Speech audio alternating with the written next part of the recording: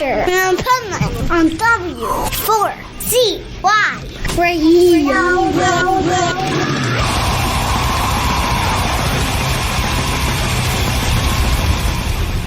Wake up, America! It's time for the Adventures of Pipeman on W4CY.com, West Palm Beach's #1 internet radio station. Here's your host, the Pipeman. Darkness within, some sort of light, wrecking inside, killing my thoughts. Sandals and breeze, whispers on earth, metal inside, no spoken words, rise from the dark, shadows begun. This is the Pipeman here on the Adventures of Pipeman W4CY Radio. And I'm pretty excited about our next guest because I was listening to the newest song and oh my God, it's fucking badass. And I had to say it that way too because I always say before an interview, I'm like, no rules, and use it. A lot of times bands will say, so what about cursing? And I say, you can say whatever the fuck you want. So now I'm giving that like I'm the first one to do it there. So let's welcome to the show, Sailor Hunter. How are you? Thank you. Thank you. Fine. We're fine. It's finally sun here in Sweden. So. Oh yeah, you just got done with the 6 months of darkness, huh? Yeah, but Yes. we love it. We love it. We're Vikings. There you go. Well, what was a trip to me is not the 6 months of darkness. It's the light. So like I was up in Uppsala, which is like.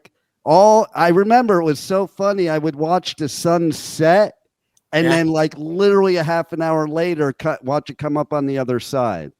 And so when I first got there, the trip was that I was on New York time and we're sitting out at some cafe hanging out. And I'm looking at my watch. And I'm like, oh man, it's really nice out for 6 o'clock. I mean, 6 p.m., you know, and, they're like, no, it's midnight. And I'm like, holy shit, that's weird. The sun was shining bright like it was noon. But it's exactly like that in Sweden. As soon as the sun comes out, the jumpers, people take off the jumpers, stand and look at the sun, become red. Okay, well, I become red. I'm part Scottish, so. See, I heard a different accent in there too. Yeah. So you can hear that sometimes. Sometimes I make it bigger, you know, just to make sure everybody knows I'm Scottish. Yeah, there you go. Well, go ahead.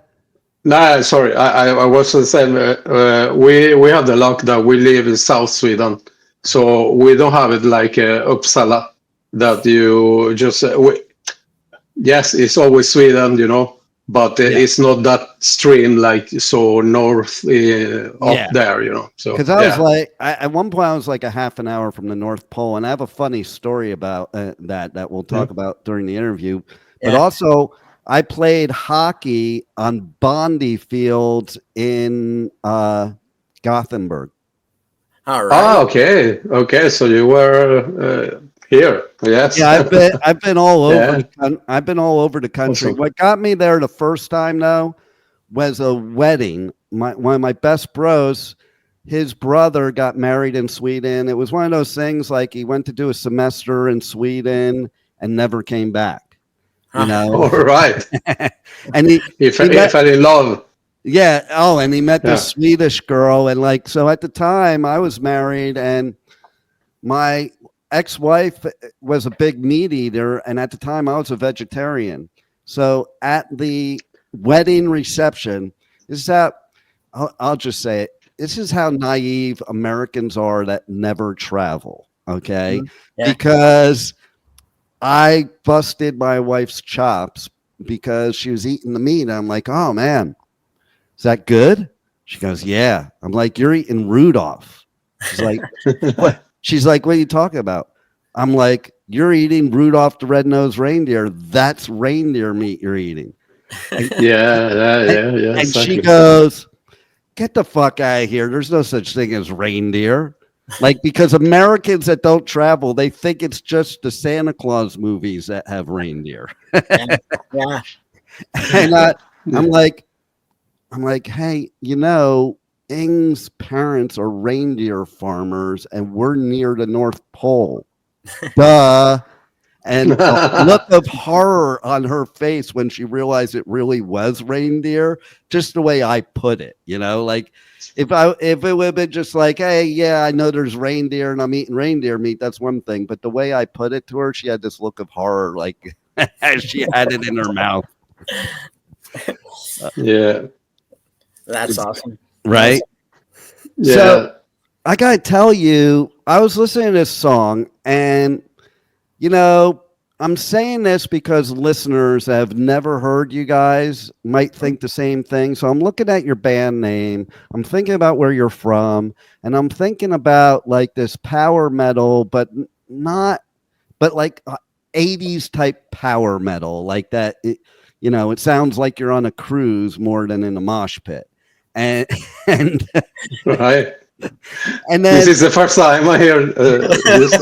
Right. It's very nice. Very nice. Thank you. Yes. And then I hear his voice. I'm like, fuck, that's awesome. Because it kind of sounds like it's got that power music and power metal background to it, kind of, but heavier. But then his voice just brings it right to like brutal metal. And that's what I loved about it. Thank you. Right. Thank you. Thank you very much. I am very surprised that you connected to 80s. I love 80s music, so it's surprising. You never know when you write music what it comes. So it's just natural, you know. So yeah. It's better not to know, I think, because if you're a musician, you should be writing the music for yourself, not for the listeners. Because, listen, then you're going to be authentic, and your people will come. Is basically what it comes down to, and they'll stick with you because you're authentic. I can see. I got a word there about your description about the band name. I can say we're a mix between Titanic and the Bermuda Triangle. You never know what you get. It will be a big smack in the face. Yeah, I love it. And you know, I was going to say, Echoes of Hate. How appropriate could that? More appropriate could that be in 2025? Because like I'm ready to move to Mars, because I travel all over this world, and I thought it was just here we were having all this division and hate and spreading everywhere. Yeah, so it came at the right time, because listen, like the hate and division and polarization all over the world now is kind of ridiculous. Like, yeah. And I think we need voices like you to kind of wake us up. I've been saying for a while now, if we want to cure this problem, just have one big music festival for the whole world, because especially if it's a metal festival, because at metal festivals, there is no hate. It's all love. And people think it's about hate. People think it's about hate, but you need to experience a metal festival. And that's, to me, that's my escape from all the hate. For sure. And there's no Echoes in that crowd. Yes. The only thing that I can say that there is a lot of dedication in the music.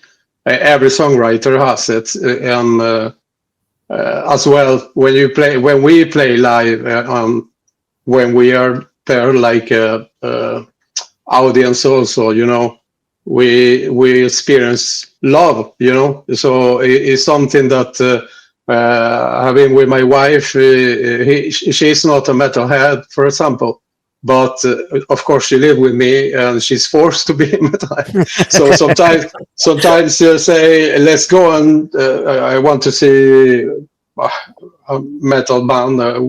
Do you want to hang out with me? And when she's there, she's very surprised, and she said that people here behave incredible well.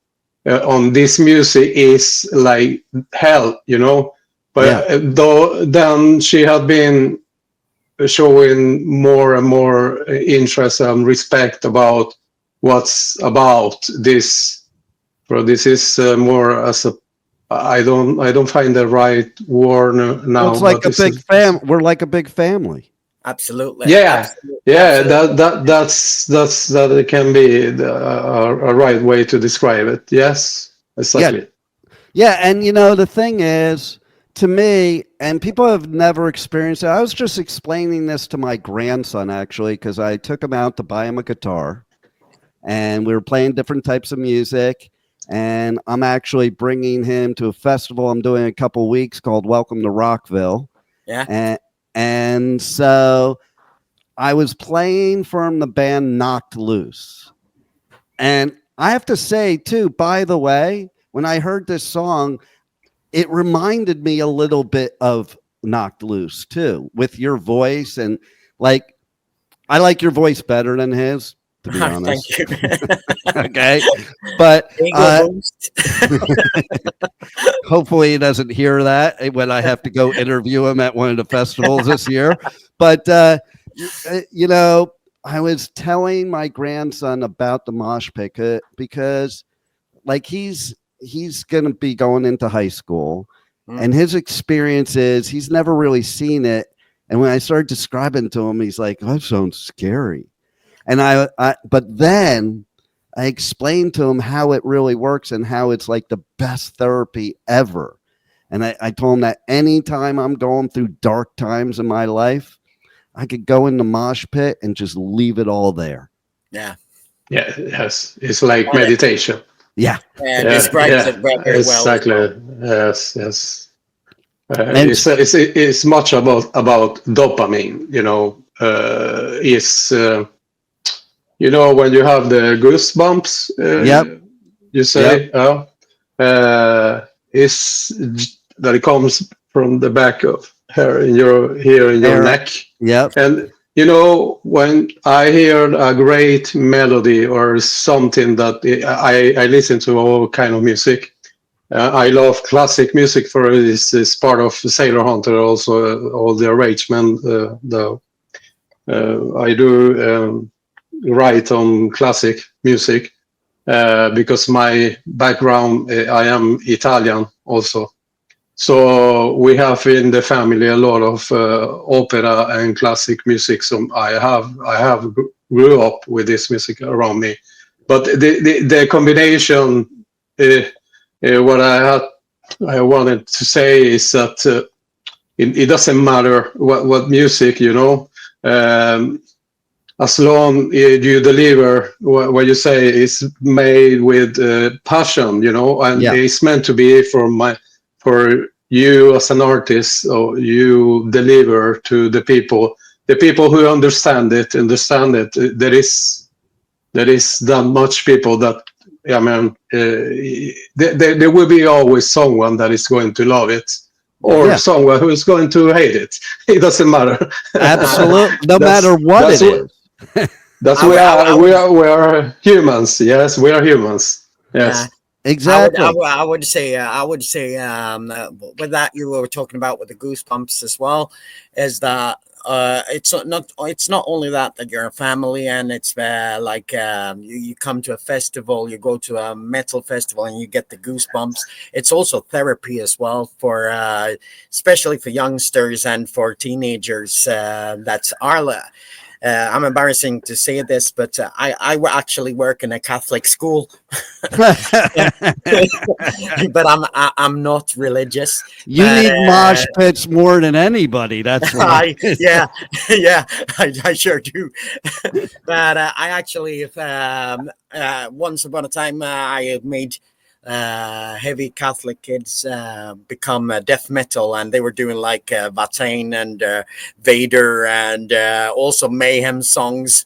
So I could you actually can see the transformation from a kid that has never listened or read the lyrics for a metal song, because they go in with this feeling that they are Satanists. They're brutal. They're angry men. They're Vikings. You know, yeah, all those kind of stuff. But as soon as they listen, they understand this is therapy. This is directly from the heart. This is directly from the streets. So it's hardcore. It's hardcore, and it's it's therapy. I would say it's most therapy. So, you know, I really like what you said about reading the lyrics, because, you know, people listen to metal that have never heard metal, and they just assume what the lyrics are, and they always think it's evil and death and destruction and Satan. And the funniest example of that was Gojira playing at the Olympics, and all the comments I saw of people like, "Oh, how could they do that? It's devil music, blah, blah, blah, blah, blah." And I'm like, I'm responding on social media to these idiots. Like, you know, they sing about saving the whales, you moron. Yeah. I was very, very happy when I saw them, mainstream in the Olympics. I thought that this is crazy. It's the best thing that happened for metal scene to be shown in this way. It's about time. It was amazing. I was there when they gave Jethro Tull the award, the Grammy for metal. Like, I like Jethro Tull, but you're not metal. Yeah. But I think Dream Theater won a Grammy also. Yeah. Yes, and it was the first metal act that. We're finally won, getting for real. Finally, yes, exactly. So yeah. Didn't Ghost from Sweden win an American Grammy too? I think so. Yeah. So there you go. Soon it's us. There it is. You never know. Speaking of festivals, do you guys have any specific tour dates coming up that you want to talk about? No, we're actually doing our first. I'm the new singer in the band. So we released this in 5th of April. We'll release. But I've been the lead singer since the beginning of January, and we're actually doing our first show in Gothenburg. And my home. The band is from a little smaller town outside Gothenburg called Borås. And me and the bass player, we're from Gothenburg, and so it will be the first gig with me as a front singer. So that's the first plan, and we're working on it. Nice. Yeah, we are working in the future for it. We have time to time. We have luck with our singers, you know. We have and hopefully with Liam, he brought a new light in our band, which is shown also in this new music that we are releasing. We have been experimenting on all the other singers. Have been it was like just taken as a project, you know. And as me and I am the founder of the band and the drummer, and then the bassist. He has been with us now 5 years. This project it started with me, you know, sitting in my studio 2013, you know. Just writing, dreaming and writing music just without knowing anything about music, or just I know I can play guitar, I understand, I think I understand, my brain say I understand how I can compose a song, why it's not, it cannot be impossible, you know. I feel it in my head, so it comes.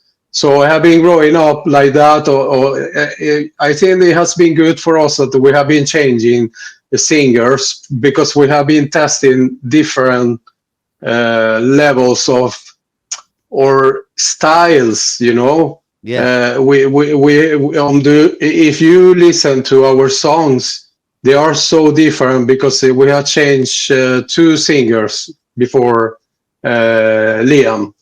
Now it feels that we are really on the track, or we have a lot that we are going to release after this Echoes of Hate.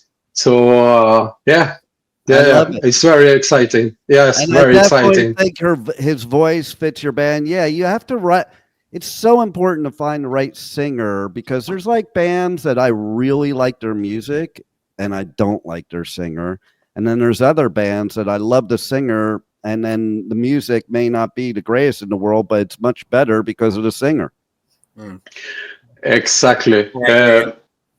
Yes, it's the passion that he delivers, Liam, in his singing. You know, when we are recording, we always talk about minutes from your heart because you deliver this to people.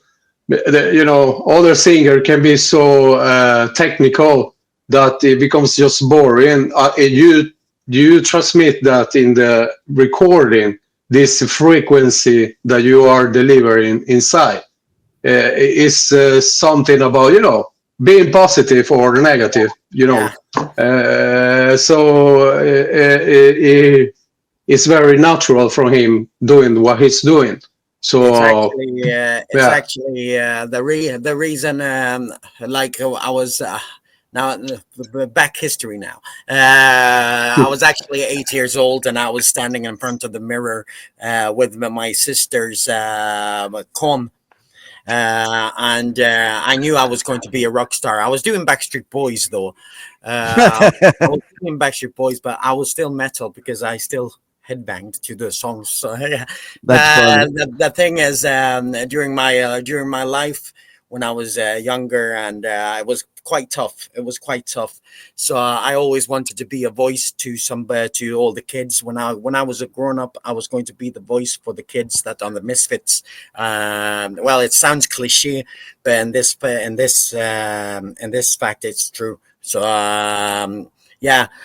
it's very important to come out with a not an image, but I don't know the English word of it, but it's important to spread the word you have to say to the kids so the kids feel it directly in their heart. So that's the most important thing with the lyrics, I think. Yeah, to put out a message for sure, because that's what people relate to. You know, that there's certain songs that's because of the lyrics that I totally relate to it. You know, and it's so important, and it's important that you know, like you were talking about technical and emotional. I think the emotional is more important than the technical. Like you could be the greatest singer in the world, but if you're not putting emotion into it, it's not going to move people. It's basically the bottom line, you know? Exactly. Yeah. I agree. And me myself, I still think he's my biggest role model, Jonathan Davis in Korn, and I still think because I could relate to his type of the text and stuff like that. Now my cat is on the video here, so I tried for like an hour to get him away, but now he's here. That'll probably bring more views anyway. Come on, people are probably going to care about the cat more than us. Yeah, everybody. I'm an animal lover. Nice. No, but but Jonathan Davis lyrics is. I think he's one of the best lyrical writer ever. I think. Nice. Now people will maybe go scream at me, but oh no, he's not metal. He's new metal. But new metal is metal as well. New metal is metal, and okay. So I think if you take the new metal bands, first of all, Korn never wanted to be new metal. No. Like they hated that name. They embrace it now. Yeah. But you know, like them and Limp Bizkit are not the same. So to me, Limp Bizkit more represents what people are hating on about new metal than Korn. Yeah. Because Korn to me is just pure metal for sure. Yeah, I'm a Korn and Limp Bizkit fan. So. Oh, and I like Limp Bizkit too. I just think that is more, if people that hate on new metal think of new metal, that's what that is. One of the best last year One of the best pits I ever was in was last year, Limp Bizkit at Grass Pop. All right. Yeah. He's a cowboy. They have this concept, cowboy. Yeah. Very Texas. Yeah. If I not, I think I have seen a video that they have this cowboy hats. He does a different thing every time. He's pretty funny, Fred Durst. But really show. Yes. He is it. I met Korn. I met Korn when they were playing here in Sweden. But is it one famous person? I hope he's listening to this because come to Sweden. I want to meet you, Fred.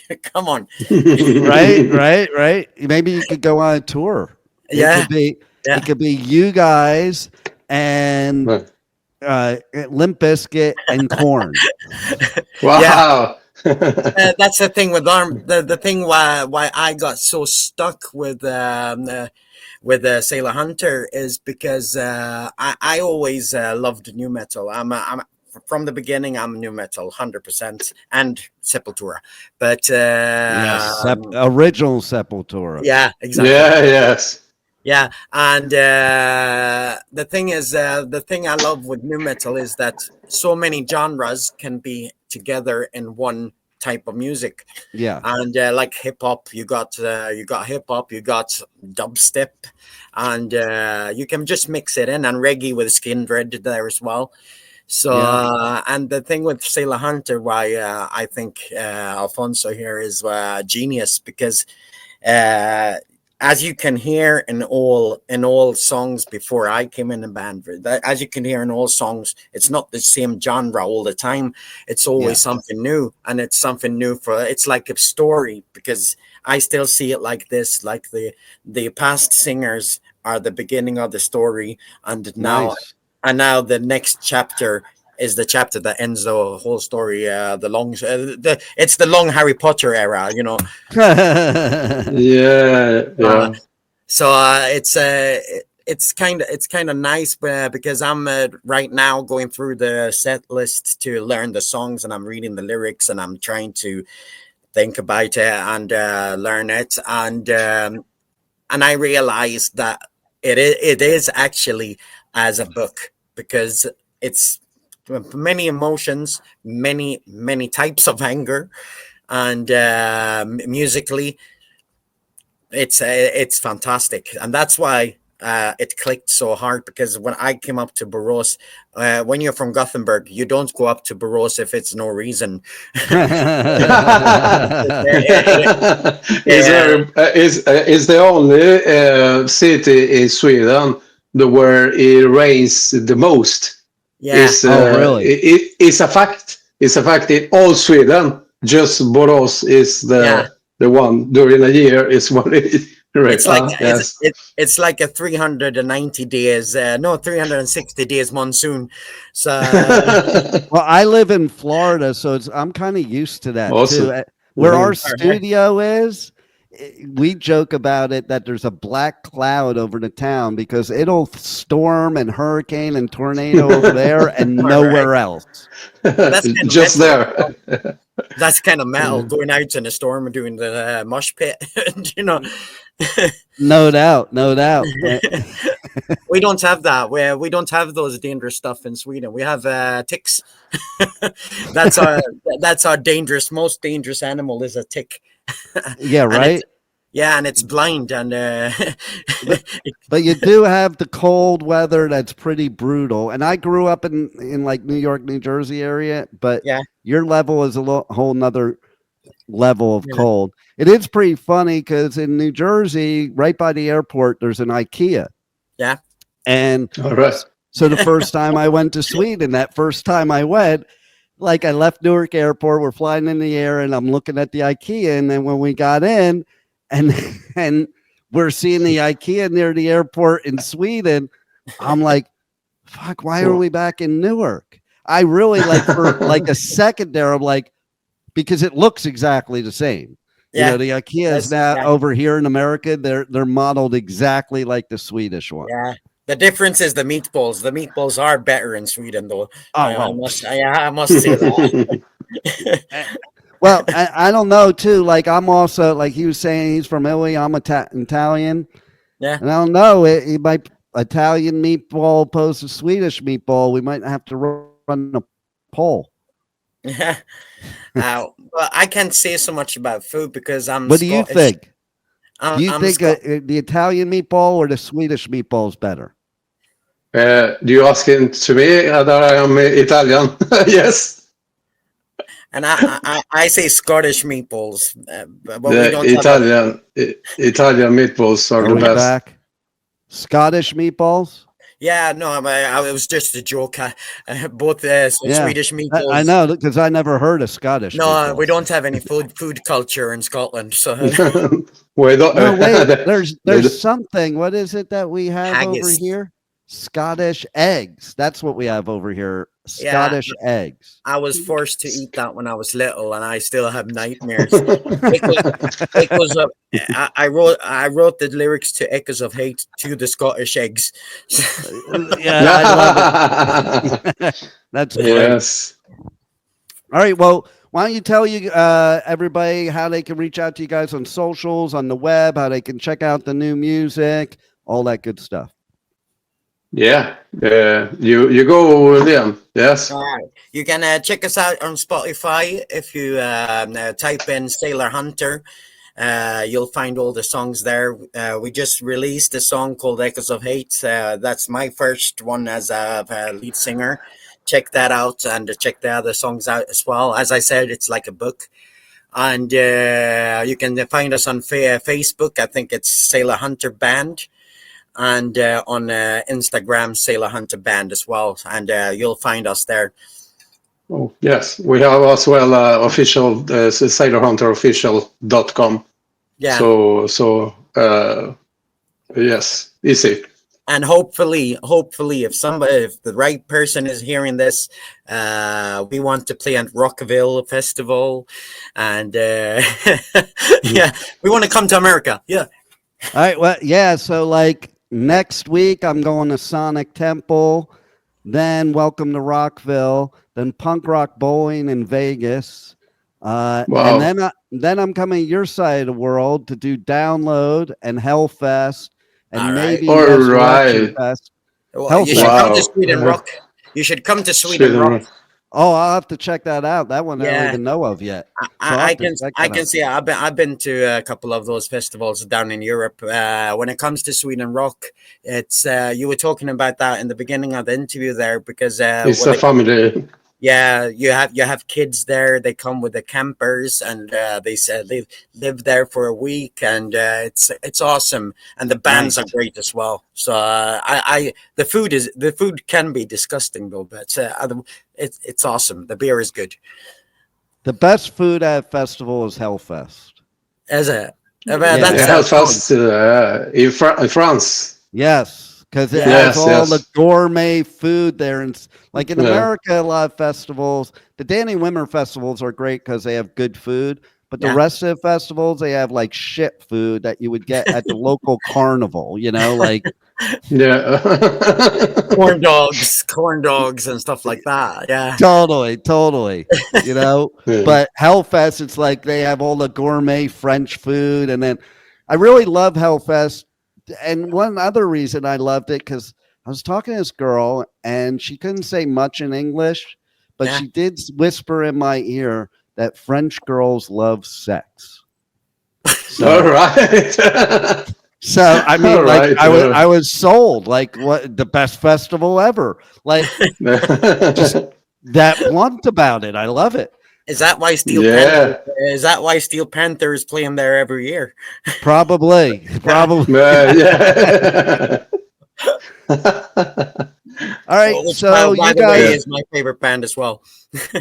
You know what's funny about that is like all my friends. Like I come from the LA days of the Sunset Strip, but then like the beginning of Metallica, the beginning of Slayer, and we were totally anti all those hair metal bands, like God forbid, all of those gatekeepers and all of those thrash metal heads like me and all the like death metal heads and all.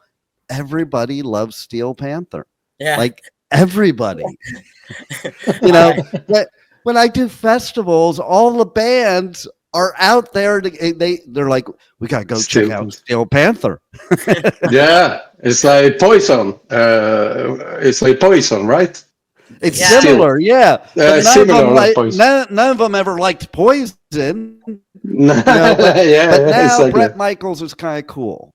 Like, now that he came back down to earth, he's a very cool dude. Like back in the 80s, awesome. I don't know about that. But now, all right. And see, again, proof of today, we're just the biggest family in the world, the metal family. 100%. Yeah, what subgenre, we're all one big family, and that's what counts. And so now we have to add Steel and Panther. And use Steel Panther, Limp Bizkit, and Korn.